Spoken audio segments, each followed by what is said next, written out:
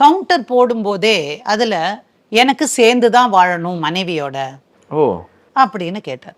ஏன்பா அவ தப்பு செய்யறாங்கிற, அப்புறம் ஏன்பா அப்படின்னு கேட்டேன். மேடம், ஏதோ ஒரு சபலம் அல்லது ஒரு சலனம் வந்திருக்கலாம், தப்பு நடந்திருக்கலாம். ஆனா அந்த 2 பொன் குழந்தைகளை வச்சுட்டு நான் என்ன பண்ணுவேன் மேடம் சொல்லுங்க?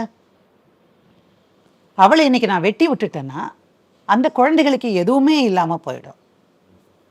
அதுல இப்படின்னு யோசிச்சு நாங்க அதே கவுண்டரும் போட்டுட்டு அதுல ஒரு கவுண்டர் கிளைம், நான் சேர்ந்து வாழத்தான் விரும்புகிறேன் போட்டுட்டார்.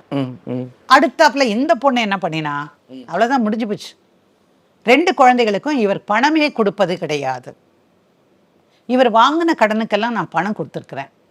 நான் கொடுத்த பணம் இதெல்லாம், அதெல்லாம் திருப்பி கொடுக்கணும். என்னுடைய மகளுக 2 பேருக்கும் பணம் கொடுக்கணும். இந்த ஆள் அந்த வீட்டை விட்டு போகணும். நான் தான் வாடகை கொடுக்குறேன். வாடகை அந்த அம்மா கொடுத்தாங்கன்னா இவர் கையில காசு வந்து கொடுத்துறாரு இவர் கையில. இப்போ நீங்க யோசிச்சு பாருங்க, அந்த காலத்துல எல்லாம் வந்து பேங்க் டிரான்சாக்ஷன்ல அனுப்புறதோ ஜிபே போட்டு அனுப்புறதோ அதெல்லாம் பழக்கத்திலேயே இல்லை.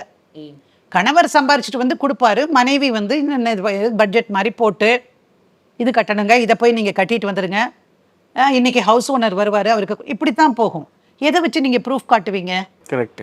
ஸோ அந்த சிக்கல் இருந்தது. இவர் வந்து சொன்ன உடனே, மேடம் அவ என்ன மேடம் எனக்கு மெயின்டெனன்ஸ் போடுறது, நான் என் குழந்தைகளுக்கு செய்வேன், எனக்கு வந்து குழந்தைகள் இல்லாத வேற உலகம் கிடையாது, பெரிய குழந்தைக்கு மருத்துவ செலவு வேற இருக்கு, 2 குழந்தைகளுக்கு நான் பணம் தரேன், நான் சம்பாதிக்கிறது யாருக்கு, என்னோட குழந்தைகளுக்கு தான்.